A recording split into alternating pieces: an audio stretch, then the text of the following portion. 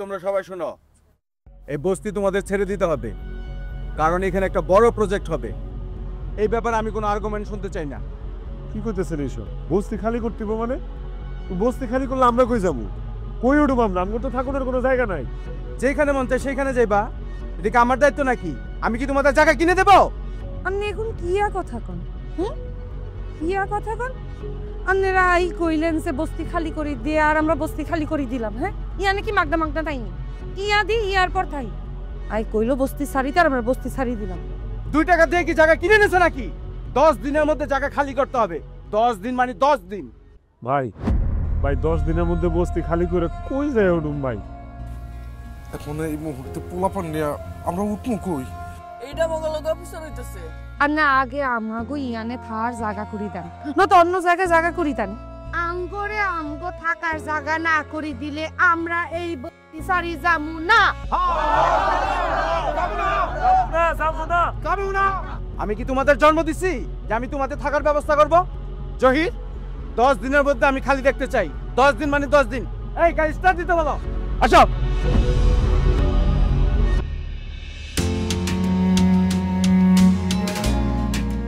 জায়গাটা মনে হয় আর রাখতে পারুম না।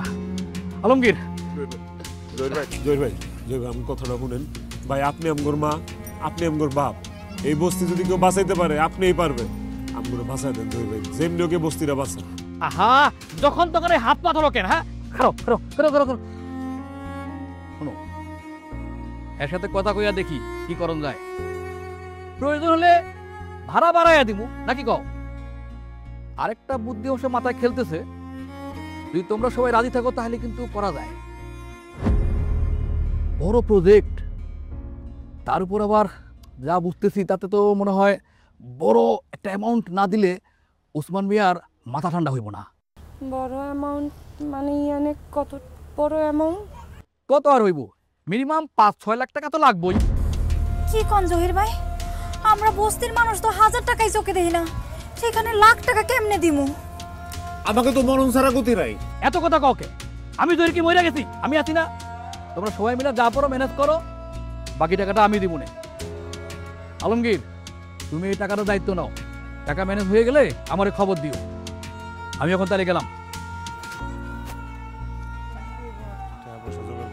যে যেমনে পারি আমরা, যার যতটুকু সাধ্য ভাইরা মাঠে নেমে পড়েন।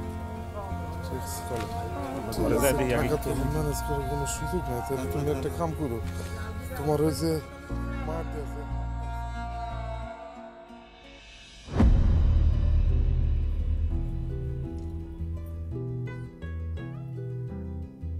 ব্যাংকটা ভাঙি ফেলো আর এই সেন্টটা বেশি ভালো। সেনটা বুঝলাম, কিন্তু এই ব্যাংকটা ভাঙ্গা ফেলামু? এই ব্যাংকে টাকা জমাইছিলাম, আমগোর বাচ্চা কাচ্চা হইলে অবশ্য সময় খরচ লাগতো না? দূর, বাচ্চা কাচ্চা আর পর্যন্ত আইতে পারে নাই, খরচা আগে বসতে বাসুক, বাচ্চা কাচ্চা থাকবো মানে। চিন্তা করিও না, আল্লাহ দিলে সব ঠিক হয়ে যাইব। বসতে বাসুক।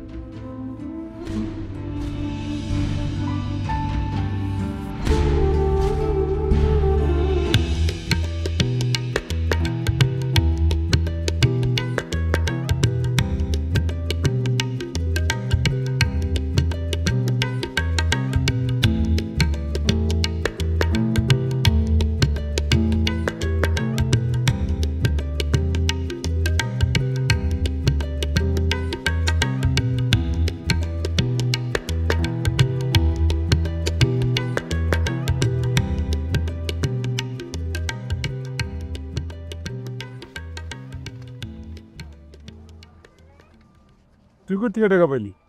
কেন, আমি কি কাজ করি না? আর তাছাড়া তোমার কাছে তো আবার ধান্দা করি। নিয়ে জবা এনে 10,000 টাকা।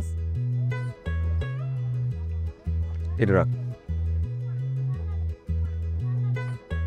মায়ের কানের দুল 2টা বেচা দিছে।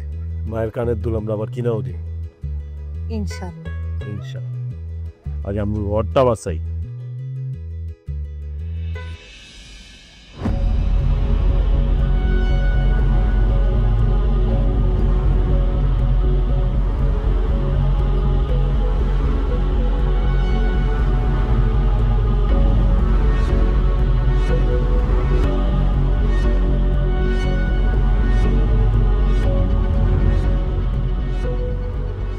ভাই আমগো বস্তিটা ভাঙেন না ভাই, এতগুলা মানুষ আমরা বস্তিতে, বস্তি যদি ভাঙা ফেলেন আমরা কই থাকুক?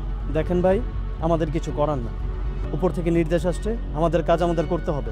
কিয়া আমনে করে এই নির্দেশ দিচ্ছে কি? হ্যাঁ, এতগুলা মানুষ আমরা কই যাই? হ্যাঁ, কে দিছে এই নির্দেশ? আমনে গো মন চাইলো আপনারা বস্তি বানাইছেন, আমনে গো মন চাইবো আপনারা বস্তি ভাঙি দিবেন।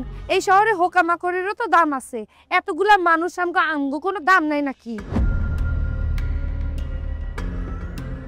ঠিক আছে, এই বস্তি যদি ভাঙতে হয় আমাদের উপর দিয়ে যায় বস্তি ভাঙবো।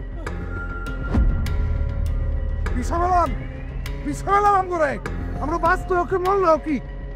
পিছাবেলাম ভাইয়া বেলান মানা ফেলাম আমগরে। ভাঙতেছেন না কেন? ভাঙেন, উপর দিয়ে চালান। বছরে একদিন খালি আমগোর দাম থাকে, যেদিন ভোট হয়, আর বাদ বাকি দিন আমগোর কোনো সাইরেনের মূল্যও নাই। আয়ন আমগোর উপরে দিয়ে যায় বস্তি ভাঙেন। বুলডোজার চালান, আমগো উপর দিয়ে বুলডোজার চালায় দেন। অবস্থা ভালো না, চল। এবার আমাকে পাঠাচ্ছে ভাঙতে, আমরা না ভাঙা যাবো না। দেখ, এগুলো বস্তির লোক, ওকে কইলজা বড় সাহস, তা দুর্ঘটনা ঘটার আগে চল কাইটা পড়ি। চলেন।